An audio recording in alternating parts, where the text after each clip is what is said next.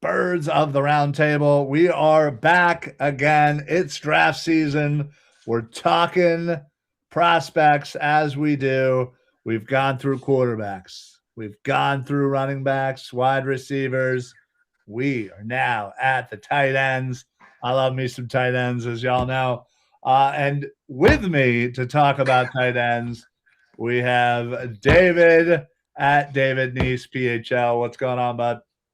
I'm super excited. It's the most anticipated night of the season, talking about tight ends for the draft. I mean, it's amazing. Um, we're going to discuss 10 or 12 of them. There's 3 or 4 that I like. I do not like tight ends quite as much as Ryan, but I don't like the linebackers as much normally either. I'm a cornerback, wide receiver kind of guy. So, but anyway, yeah, I'm ready to delve into many different players tonight. Can't wait. All right. And again, also dives at Mr. Crockpot. What say you on the tight ends? Man, it's rough. We're getting some of the worst positions out of the way. I have specific types and targets for the Philadelphia Eagles.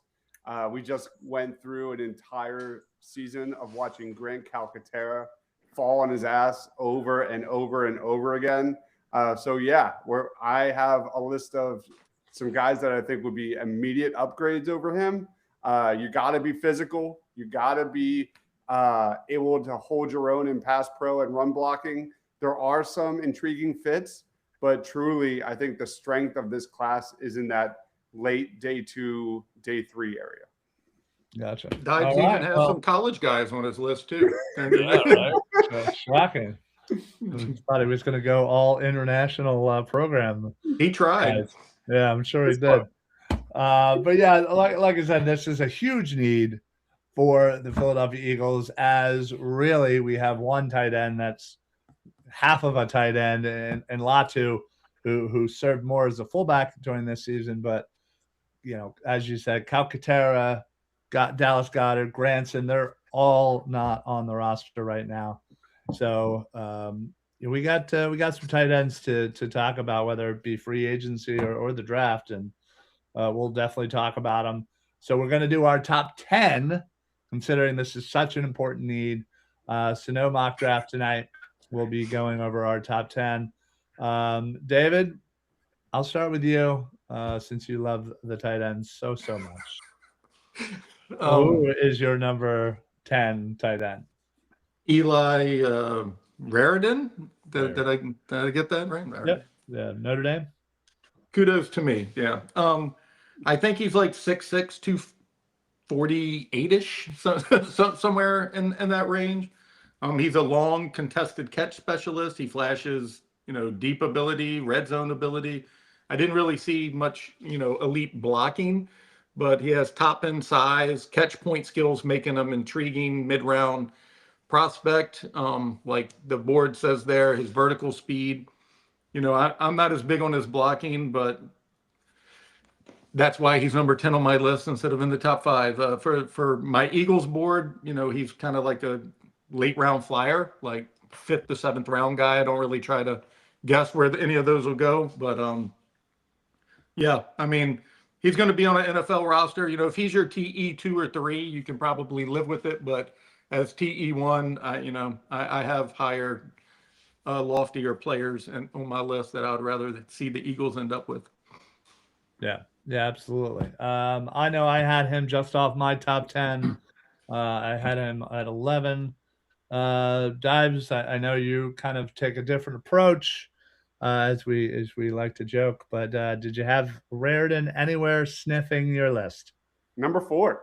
Oh, okay. There you go. He's one of my favorite guys in that like early day 3 range. He's number 4 because it's just straight up value. I think he'd be a really fun day 3 guy. And I think he has some things we have to talk about. There are definitely some medical flags, 2 ACL tears from several years ago. Didn't have a lot of production in college. I agree with David. He's not one of the elite blockers that we'll get to in just a little bit. But I think he could be a safety valve. I think he'd be a red zone menace. And I think the upside and fit's definitely there. So yeah. All right, cool.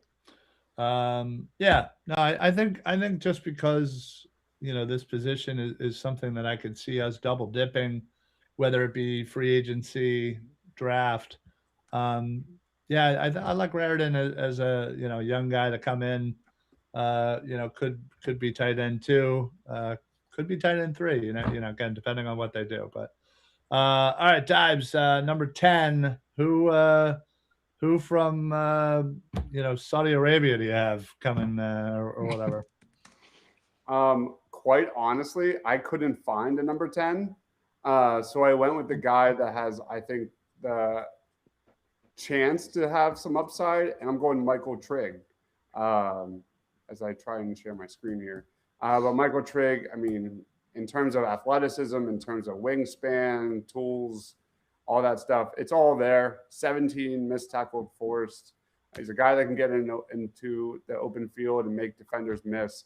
I'm not a fan of his with the Philadelphia Eagles, but I didn't like any of the options. I wasn't going Max Clare.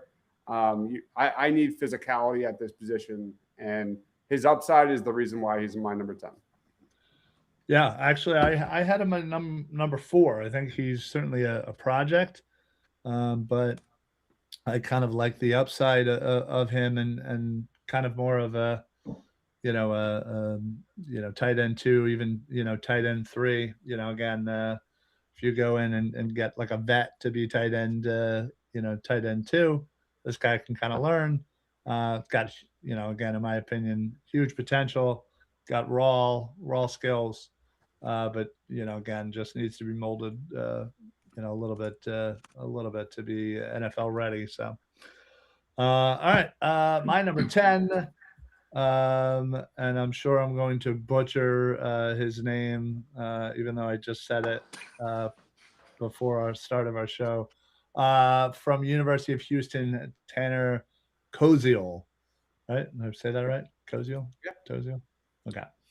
Hey, listen, this is pre-draft. We're still learning pronunciations and all that too. So, but yeah, this is a guy that I think has high upside, great value of kind of again where potentially where he kind of sits right now, which is kind of that midday 3. 6'7", big size, red zone, monster, and actually has pretty nice catch radius as well. He had 94 catches in 2024. He had 94 catches in 2024. Dipped a little bit, but I know he spent some time a little bit injured here and there, but didn't have the greatest season that he wanted in 2025. But still, I just like this guy. His size, he seems like just a great size for a red zone target. Mismatch, all throughout. But he definitely has some some weaknesses that he's got to work on. His burst is not the greatest off the line. Route running needs to be a little bit more refined, and needs to be a little bit more of a consistent blocker. But I think with the right NFL team, I think he could come in and 2 years from now, I think you could look at him as a steal. So, anybody else have him on their list? Yeah, I have him number 2 or 3 on my Eagles list, actually. I'm a huge fan of Tanner. He has a ridiculously wide catch radius, as you mentioned. Vice grip hands. He performed really well out of the slot. He has outstanding ball tracking. He's a true red zone dominator. He blocks with purpose. He consistently wins contested catches.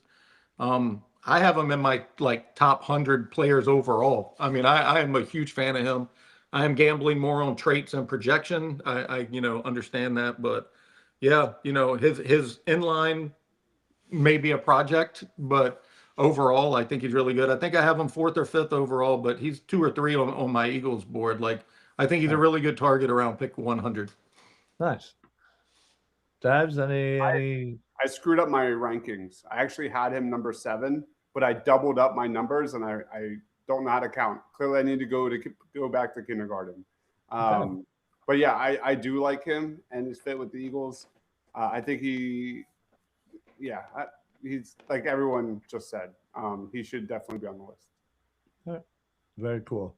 David, what about you at number 9? All right, I know I practiced it offline, but I'll screw it up now anyway. Nate Bokercher? Borkercher. Borkercher. All right. Um, I have him number 9 overall. He's kind of like a high motor guy. He's a blocker, solid physicality. His production was rather modest, but he brings toughness and character. A lot of the teams in Indianapolis liked him. He seems to be a really good fit, popular guy. I think he'll find a role on a NFL team pretty quick, especially one that emphasizes blocking. I mean, I'm going to sound like a broken record probably tonight for a lot of these tight ends, but if he's your tight end too, I think he's perfect fit. I mean, I like him for the Eagles in that role too. Ryan mentioned about the Eagles maybe, doubling up. If he, is your second tight end in this draft, I like it a lot. If he's the only tight end they get, then that means they probably paid money to bring back Dallas Goedert or somebody else in the house because they're going to need more than what he's going to be able to give them. Yeah. I have him number 5. Nice. I'm a big Well, for fan. the Eagles, he's a perfect fit for the blocking. I mean, I can't dispute that. And I brought it at the start of the show, physicality, and this is one of the most physical prospects in this class. Yeah. The question is, can he sustain that level of physicality of blocking at the next level against NFL players? But you look at the measurables, ran a 20-yard shuttle at 4.4 seconds, 5th best among tight ends. Really good in pass pro. A guy that I think Eagles fans would absolutely love. Just a phenomenal fit for the Eagles. He's better in real life than the back of a football card's ever going to tell you. Like he's much more physical, like you said. He's more valuable to a team than the statistics that you will see. And like the tail of the tape there says, he is a nasty finisher. I have a family member who went to Texas A&M this past year, and he was by far their favorite player on the team. They absolutely love this kid. So I do think he finds a role in an NFL team pretty quickly. Yeah, like him.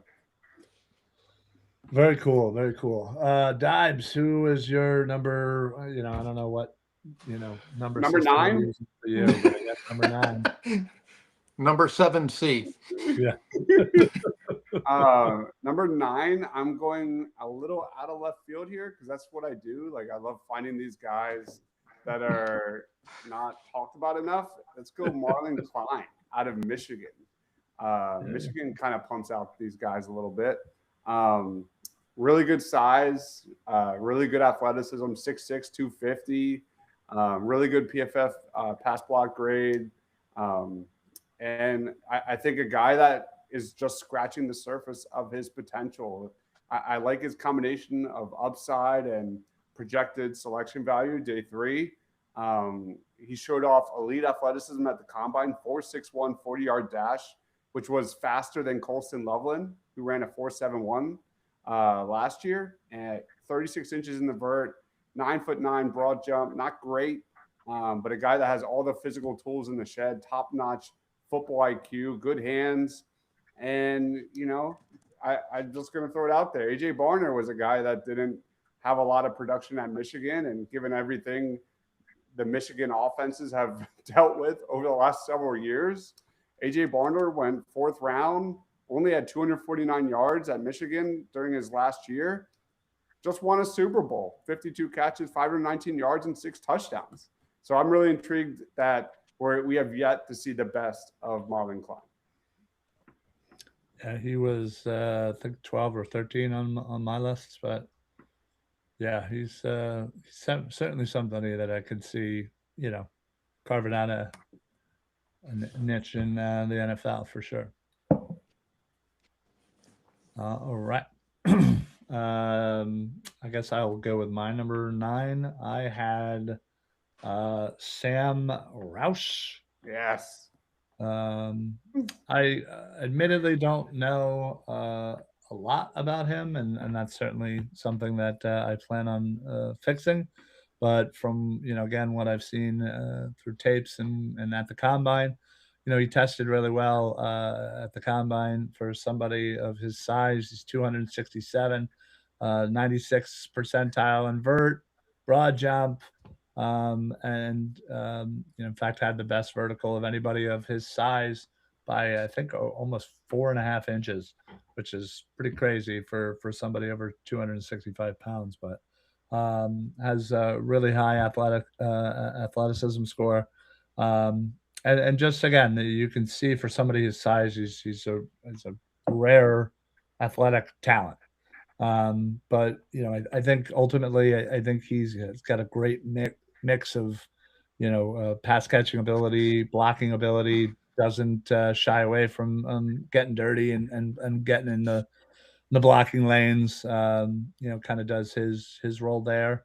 But again, also is able to be effective in the passing game. You seem to in Stanford offense year by year has just got more involved. He got more, higher production value each year. And again, I think he plays well to his strengths. So yeah, I will say that it seems like he might be lacking some higher end catching ability, but I think it's just more or less of what he was really kind of asked to do at Stanford. I think he has that ability. As somebody his size, he can again be a well-rounded tight end in the NFL for sure. Anybody else got him on their list? Yeah. Go ahead. He's my number 2. Yeah. An elite fit for the Philadelphia Eagles. If you look at this tight end class, I am bullish on a lot of these guys, these pass catchers, guys that we're going to be talking about for sure.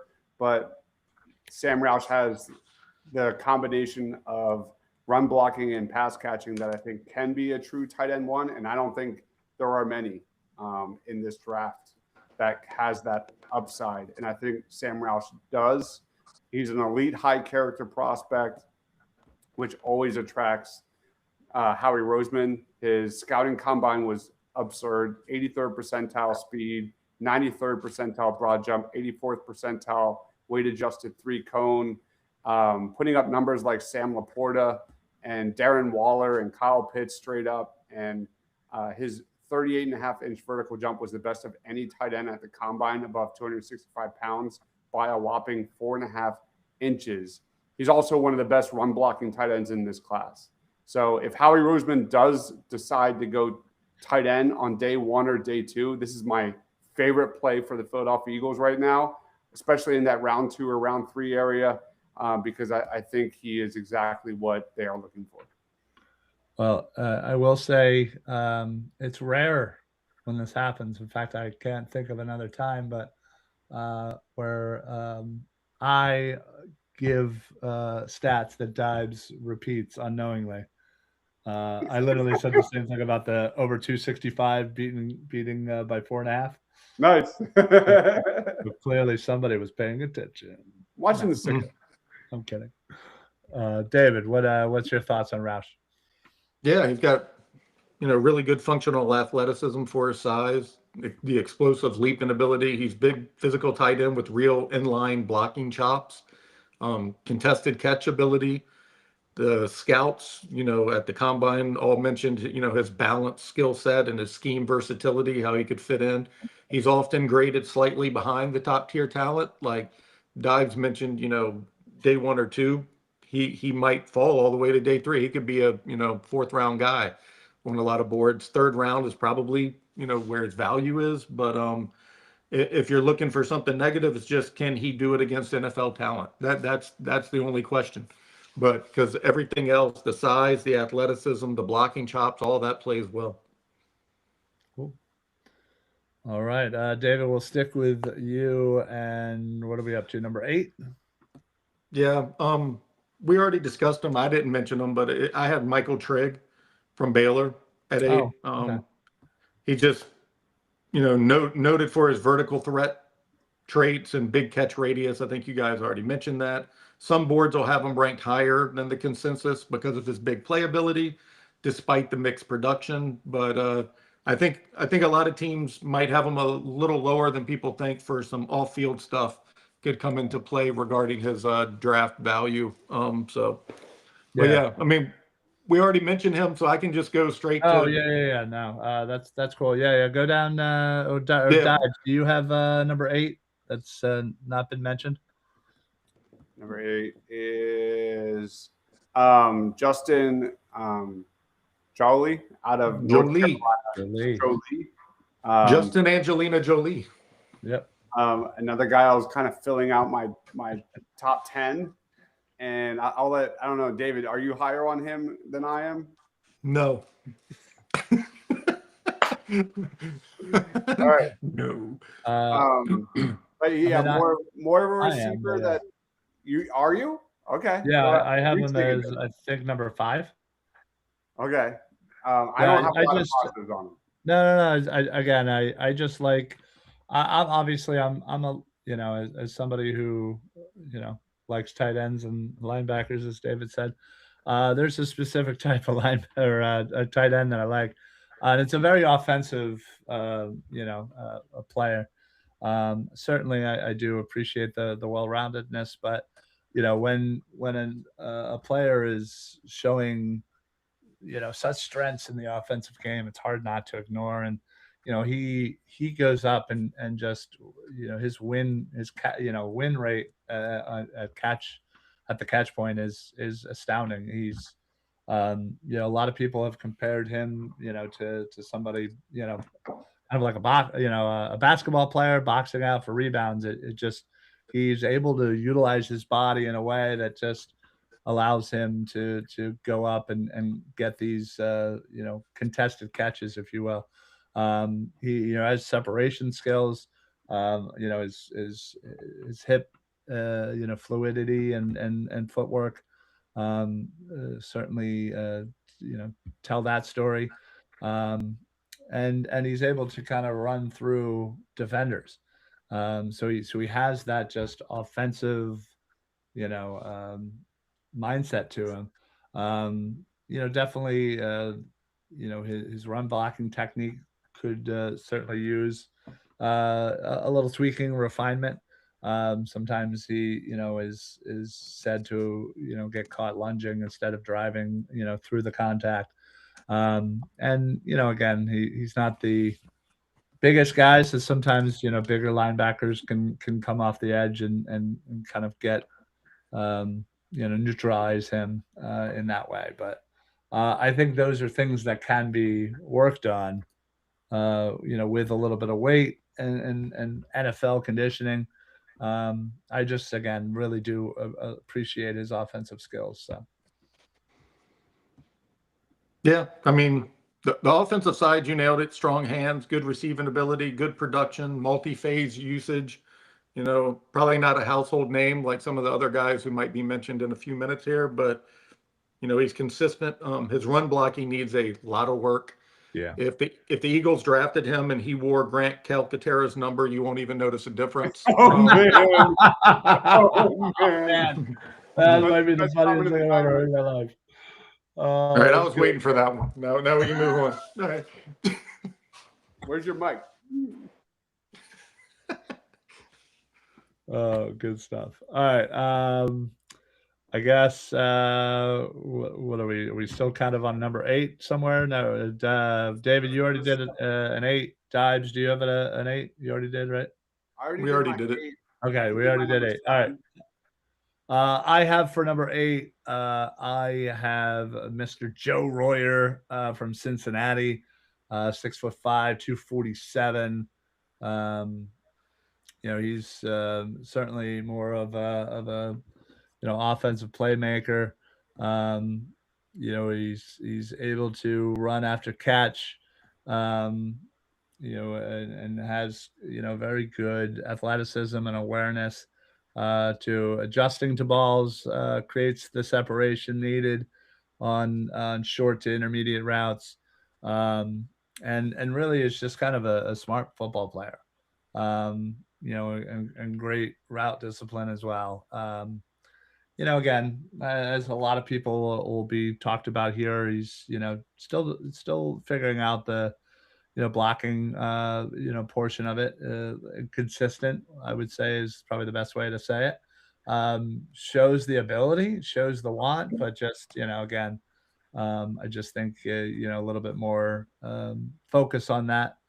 He might turn into a decent enough blocker in the in the long run. But yeah, I just think again, solid offensively, not necessarily the biggest athletic freak out there, but I just think a couple tweaks here and there in the blocking game, he could be a pretty well-rounded player.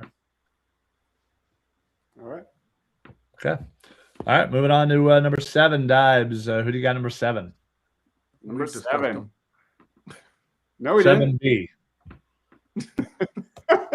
I'm going Will Kazmarek out of Ohio State. Love finding these guys. Another day 3 guy, old school physical prospect, good size, good strength. One of the underrated leaders of the Ohio State Buckeyes the last several years. Also one of the best run blockers in this class. You're starting to feel a trend here. But there's a guy that can toss defenders in the run game. Ran a 4.74 40-yard dash at 6'6", 260 pounds, 9.14 RAS. Didn't have a lot of production in college, but just like some of the other guys I mentioned, I think he's just scratching the surface of his potential.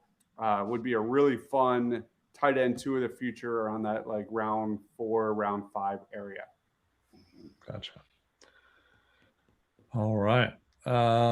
Did you, David, did you have him anywhere on your list or not? No. No, I did not. Okay. He's not in my top 10. All right. You're We're all the way down to my number 4. We've already done my 10, 9, 8, 7, 6, 5. Literally. All right. We've Well, already then, done all right. Then I guess you be quiet for a while. Yeah. You just wait until we're with you. Yeah, keep right. discussing the undrafted free agents. I'm here for it. All right. My number 7 is Georgia Oscar Delp, 6'5", 245. Yeah, he's got great speed for tight end. Can in the slot, out wide, it does not matter. You can put him up at anywhere, and he can be productive. He's definitely kind of the quarterback's reliable target there. Throw anything kind of near him, and he's going to be catching it, whether it's in traffic or not. Great route tree. Especially in the intermediate, length of the field, and just is able to, in coverage, kind of find those open circles, open zones, so to speak. He's just real athletic. It's real smooth, fluid hips, great feet, and again, he's also pretty willing in the blocking game. Competes hard and shows effort, which, again, isn't necessarily the biggest guy, but, does not matter. He's also great vertically. And I think, throughout his time at Georgia was willing to do whatever, competed, in special teams. So certainly that, kind of versatility, that willingness, I think it's going to go a long way for him, and he's a very intense player. I think you're going to get a guy who's just bought all in and just wants to compete. So, anybody else? We're Oscar Delp. Yeah, he's my favorite fit for the Eagles at tight end this season. I have him number 3 on my list. So a lot of people who y'all have, I guess I have way higher. He was vastly underutilized at Georgia. His skill sets are what set him apart from most of the others in this class. He's a willing blocker. He can seal the edge. He bullies his way through contact. But what stands out to me is just how effortlessly he transitions into his routes. There's no stiffness or wasted motions in his movements. His hips sink naturally. His strides are smooth. And he's got speed when he wants to turn on the jets, man. Defenders, if you look at the tape when he's utilized in that way, they have a hard time catching up with him. When he aligns outside, he kind of looks like a wideout. When he's next to the tackle, he kind of resembles an extra lineman. And that kind of versatility is just, a big mismatch and brings a lot of value. He plays through, traffic, wins contested catches, strong hands. You mentioned the intermediate game. He reads coverages well and just finds space. There's just a precision to his routes that is a product of repetition and coaching, and that'll only sharpen with more volume. And he brings what you mentioned also, something special teams covet at this part of the draft, which is special teams value. He competes with high energy and effort. The acceleration and speed kind of pop on tape, and he's just the kind of athlete I think once he's on an NFL team, it's going to make people wonder why his college numbers weren't better. I really, really like this guy. Yeah. I've been a fan for him since I kind of caught him last year. And yeah, I'm excited to see what he can do. Glad to hear that he's a top Eagles target for you. Dibes, did Delp even sniff your list or? He was my number 6, and the fit, like David said, is definitely there. I don't know if he struggled or what, but Brock Bowers' shadow was real for this guy. Because I remember when Bowers left for the NFL, I was really high on Oscar Delp. I thought this was the next one in line to be the guy, and never really happened. And it was for 2 straight seasons that he really struggled to kind of find his way within that offense. But you look at the numbers, the percentages in line. I think he's a real fit, but at the end of the day, like, we keep projecting this guy to be more than he is. So he's my number 6.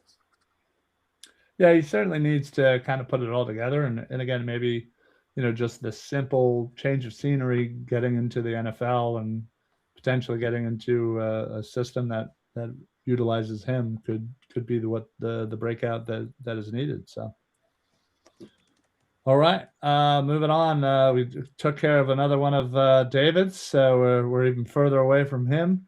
Dives, what number are you? Number. We already did my number 5, Nate Borkircher. We already did my number 4, Eli Raritan. So I have 2 of my top 3 still available. That's it? Oh my goodness. Yeah. Okay. How many do you have? I only have 3 left on my list. You can't have that many. I have 4 left. Okay. So, all right, I guess I'll go to my number 6. Out of Texas, Mr. Jack Andrews. This is a guy. It's easy to like Jack Andrews. 6'5", 245. Why? What's so funny? Nothing. I just gave the thumbs down. You're like, yeah, definitely easy to like. Okay. All right. Well, again, sorry that he's, not from Germany or whatever. I like him. The Max. He runs. His name is disrespect is real. Come on. Dives is just a hater, basically. That's all it comes down to. But Andrews is a good route runner. Understanding kind of getting into those soft pockets in the zones. Definitely going to be a quarterback's best friend, safety net for sure. Great awareness throughout the field and intelligence. Again, I think just that fact alone, he's a great leader on that Texas offense. I think he doesn't get a lot of credit for his speed. Certainly not top end, but again, kind of that sneaky, quick burst ability, and able to kind of get himself open with that. And yeah, I think his catchability, catch rate is pretty exceptional. Run blocking certainly is a concern. Not gonna sugarcoat that. Not the greatest technique. Certainly needs to add some strength in the next level, and I think that'll certainly help. That with an overview of better technique. I think it'll help his run blocking kind of get to a consistent level.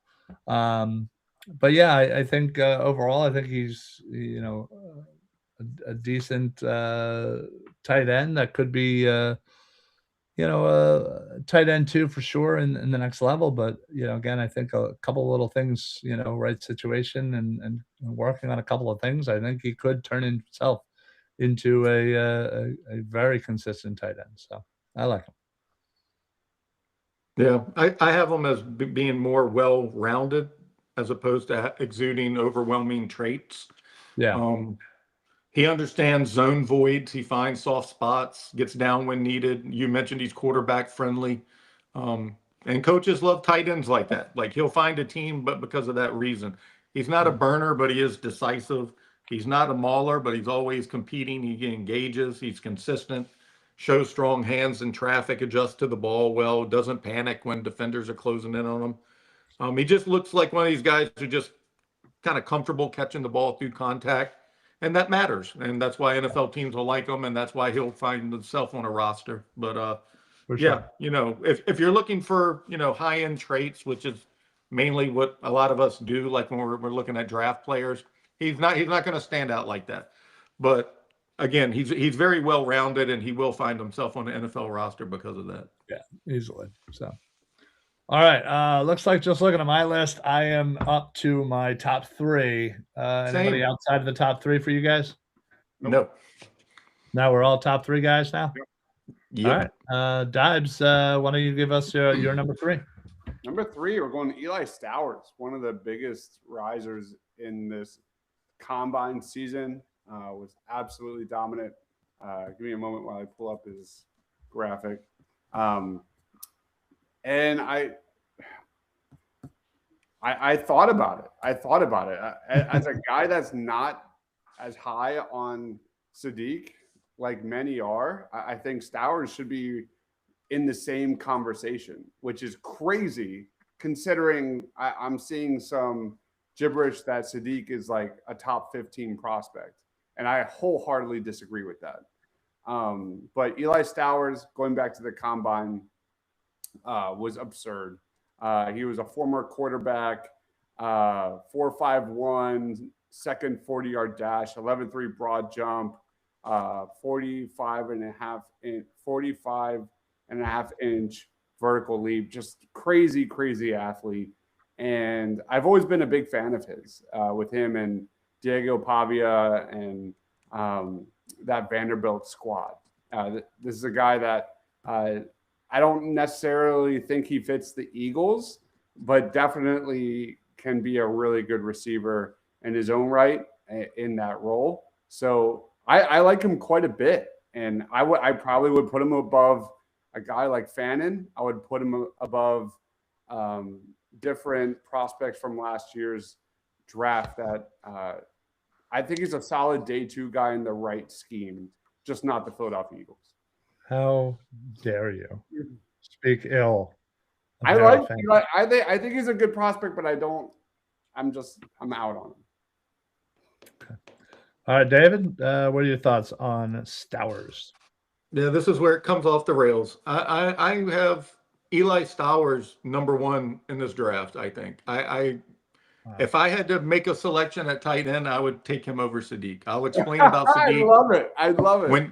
When y'all get to number one and talk about him, I'll explain why. But if the Eagles are going to lean into pre-snap movement, like if they're actually going to change things up and start shifting tight ends and rotating slot bodies to try to dictate coverage, Stowers would be a good chess piece element to that type of offense.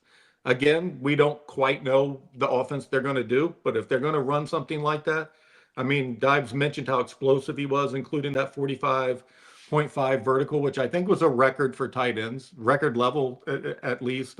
Excellent broad jump. I think you may have mentioned also just a high football IQ as a former quarterback. He just understands the game. He's a high-end athletic receiver, great burst, great contested catch ability, less of an inline blocker, which is what Dye's probably alluding to why he's out as an Eagles guy. But he's more of a modern tight end with mismatch upside. Again, I know he's often ranked tight end 2 behind Sadiq, but I like him as TE1 for NFL offense. Him and BBS, Jesus God. roaming in the flat, inject that into my veins all day long, Ryan. You are obsessed. Well, David brings up a great point. Is we truly don't know how this offense is going to look. We can, they can say this, that, and the other, and again, motion and this, whatever. But we really don't know. And we're basing this off of Mannion and the systems that he's been in. But again, we don't know if he's going to come in and be like, hey, listen, this is what I really like doing, rather than, kind of what I've always been doing. So it'll be interesting to see. And I think, the tight ends that they use, I think will be a big, idea of what systems they will be using. So that certainly being said, I also have Stowers at number 2 for pretty much all the reasons you guys said. I'm a big fan of his, has been actually since 2023. So all right, moving on. David, you're number 3. It's actually my number 4, as I had dealt number 3, but number 4 is Max Clare. I like him, versatile, fluid athlete, can line up in multiple spots, create separation in the passing game. If you look at scouting reports, they all praise his route running and yak ability. But the same old adage over and over and over, he struggles with strength as an inline blocker. And if I'm happening to pick a tight end, for everything I just stated about Stowers is why I would have him ahead of Clare. I just think he does all of the offensive things just a little better. And if neither one of them are, elite or even above average at inline blocking, I'm just going to go with the offensive upside guy. So that's why I went with, Stowers. And I see even the tail of the tape there, you have not an inline blocker as well. And we do not see any of these stats and notables that Dibes has until the same moment you guys do. So I have no idea what anybody else is saying, but yeah. So when you see that as one of the negatives about a player, I'm just I just quickly pivot to their traits and offensive abilities, and that's why he's number 4 on the list, which is not a knock. He could go somewhere, and if he's utilized in the proper offense, he'll probably excel pretty well. Yeah, no, I have him at number 3. I was a big fan, obviously, of his offensive skill set, but I think what when I kind of went and dove a little bit into him from his Purdue days, I can see the I guess the I don't know what you want to, I guess, growth as a run blocker. I think there's the willingness, but again, I think he was better at the point of attack, and able to kind of be more aggressive in his run blocking ability. So I think stuff like that to me is important as a player kind of progresses into the NFL, and kind of those things to me feel like those will translate well into the next level, as he again is going to be asked even more to as a blocker. So I think his run blocking skills are certainly on the rise. So I don't think it's that far behind maybe some other players. So I love that you put the percentage of inline on all these stats. That's a really good stat to utilize. Yeah, well, because you never really see it much. Yeah, my focus has been Eagles centric. But when I looked at the Max Clare, like I don't know what he's good at, and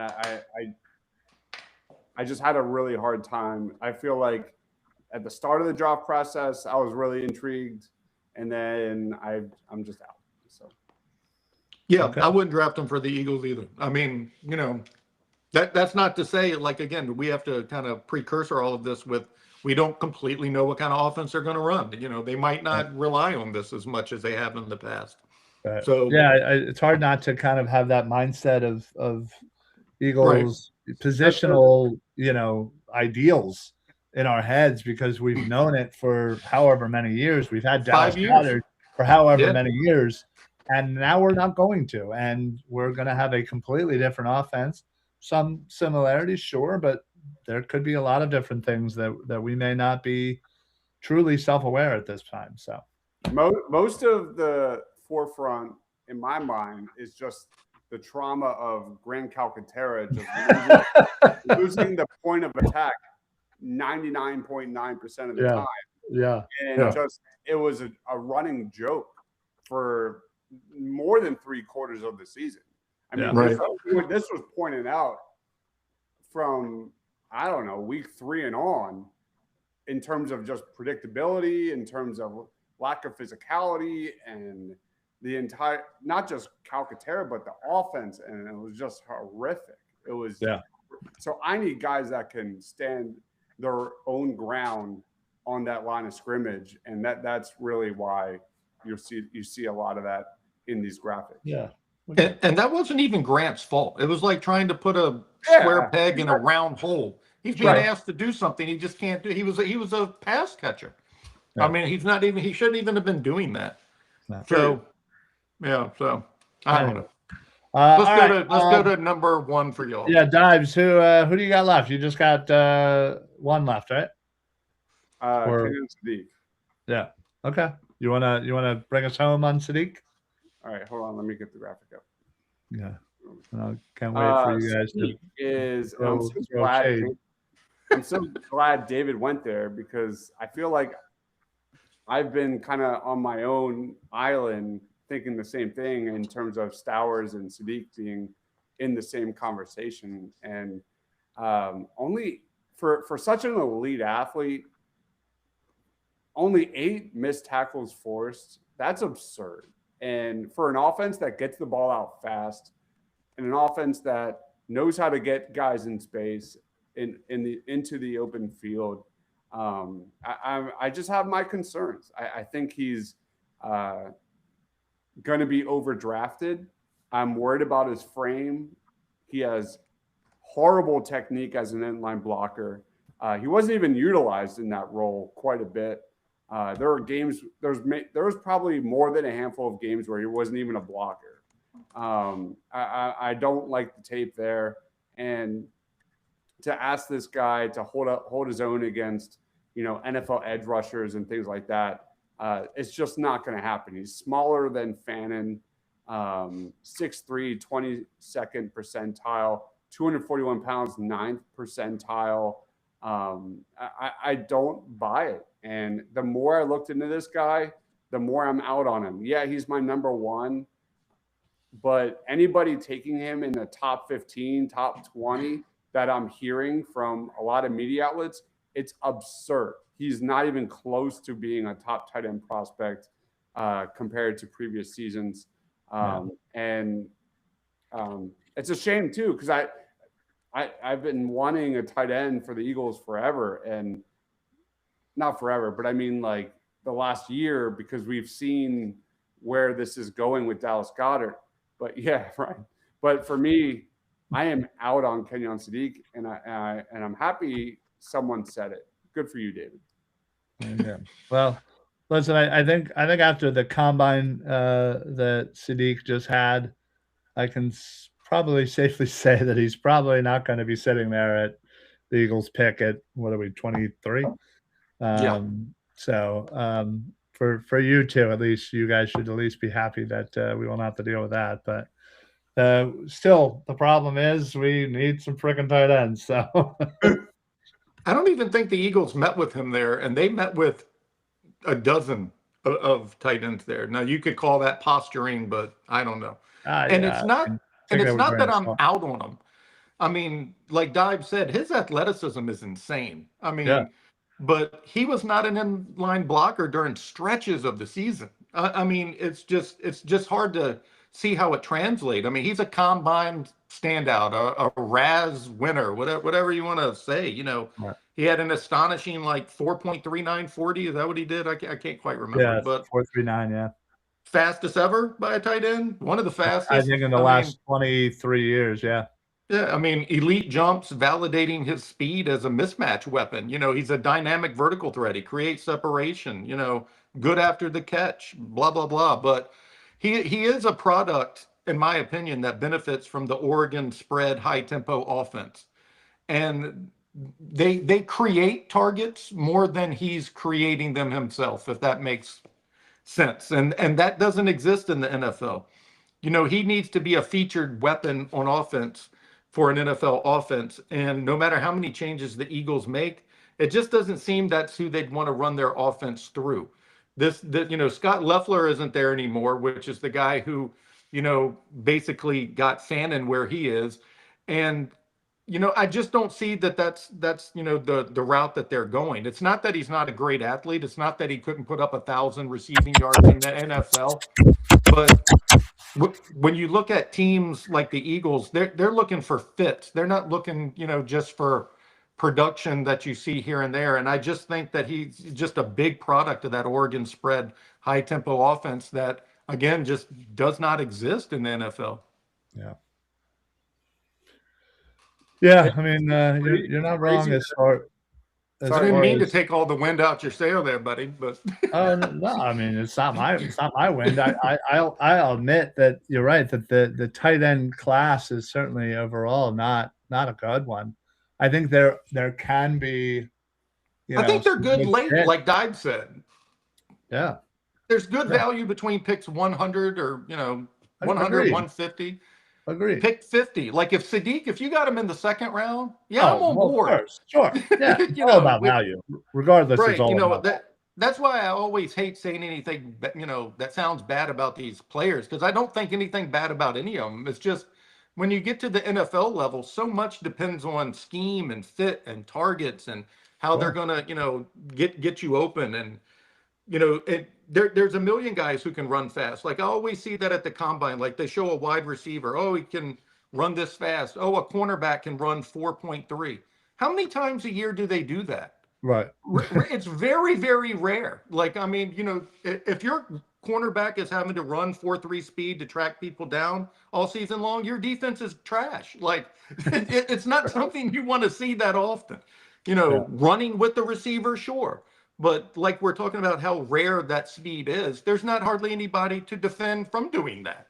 right. You know, so it's just a lot of the stats and a lot of the things that, you know, make people happy in Indianapolis don't always translate to how good they're going to be in the NFL, in my opinion. Yeah. No, I mean you're 100% right. And it's funny. It's you see some guys that break that mold. Some guys, don't, and some guys that you don't think very highly of, all of a sudden, break out, and you're like, what? Where the hell that happened? So there's no science to it, obviously, but I think this is going to be one of the more important positions as this offseason is about to commence, to start here with free agency and then right into the draft. It's something that we're going to have to, touch upon multiple times, whether it be, grabbing somebody in free agent, grabbing somebody in the draft, doubling up in one area or the other. But, You mean Darnell Washington as a free agent? I mean, dude's a beast of a man, but yeah, I mean, there's some tight ends that are free agents that we should certainly Yeah. be looking into. And to go back to like Raz, like we mentioned, you did the quarterback show. I think all three of us were in a consensus that Taylor Green was probably our favorite fit for the Eagles. What was his Raz this week? Was it 9.99? Yeah, it was Is it through the roof. is it the highest quarterback rating in the history of Raz? Yeah. Is he Tom Brady? No. I mean, there two-thirds of the people who look at him don't even think he can throw a football and that he should move to wide receiver or running back. Like, Right. but if you look at that scoring, it's the second highest in NFL history. I mean, Yeah. So, context matters. That's all I'm trying to get at. Well, there you have it, folks. There is our top 10 tight ends. Potentially one, maybe two of these guys. Who knows? Maybe even three of these guys, depending on what the hell the Eagles do, might be on the Eagles roster in 2026. So certainly bookmark this, watch it over and over again. Remember when we talked about these guys, because we can always come back to this and, Yeah. Let me saying Sadiq isn't going to be a success and then show it back to me year after year after year after year. Who was the prospect David was referring to when he compared him to Grant Calcaterra? Who was I comparing it to? Yeah, you said like if you like close your eyes, like Angelina Jolie, I think. Oh yeah, Justin Jolie. Yeah, and I don't mean to say his name like that. It's the only way I remembered how to say his last name. Right, understandably. And that's your fault, Ryan, because you. It is. We went over the pronunciation. I was like, Jolie, look at Angelina. And now I can't get it out of my head. Well, there you go. Now, there you go. But picturing Angelina is better than picturing Justin. I was going to say, why don't you go watch, Wanted or Mr. and Miss Smith. Yeah, exactly. All right, y'all. Well, that's it for us. Next week, we will be talking about offensive tackles. We're going 40 deep. Yeah, this is a position that we've been wanting to draft for the last couple of years as a Lane Johnson replacement, but now as it seems that this might be Lane Johnson's official last year, we might want to get on it this year. So definitely stay tuned to that. We'll be back here next Tuesday at 8:00 talking O-tackles. And make sure you are tuned in to the rest of the network here on Eagles Pinpool Network. I know Shane and Mark are doing their own rankings as well. So check them out. Let them know how much worse that they are than us. That would be really, really nice. And then, just like, follow, share, rate, whatever the buttons tell you. Just keep on hitting them. Before we get out of here, David, let the people know what you got going on. Any last thoughts? Whatever. Yeah. Time's yours. You can find all of my bad takes at my X handle. I did a mock for Philly Sports Network where I take Sadiq overall at 23. You want to check that out? just kidding. I took Blake Miller at OT. We'll talk about him next week. Okay. But you can check out the mock there. It's only the second one I've done. I'm trying to resist doing 15 of them this year. I committed to one a month. So that's all I'm doing. All right. Well, there you go. All right, Dives, what do you got for the people? I have a sneaky suspicion that Kenyon Sadiq is going to be available like round 2, round 3. It's going to be dropping. And the media is going to be talking about, like, why is he still available? Did you just say he's Shedeur Sanders? No. He's better than Shedeur Sanders. I was never a Shedeur Sanders guy. That was a weird sound. But anyway, offensive tackle, that will be a good show because I do feel like it's not as good as years past, but there are definitely some really intriguing fits. At least a handful of really good guys in that day 1, day 2 range. So that'll be a good show. Yeah, no, absolutely. So stay tuned as we are going to go position by position right up until the draft. We timed it pretty nicely. We'll be going over safeties the week that Tuesday before the draft. So stay tuned for that. And then, of course, there is the draft show. So all of us will be on. We'll be putting out our draft report shortly as we get closer. But yeah, stay tuned to Eagles Pinpool Network for all your draft coverage this year. We do thank you very much. We will see you guys next week. So for the birds of the round table, for David, for Dives, I'm Ryan. We will see you guys next week. Good night, everyone.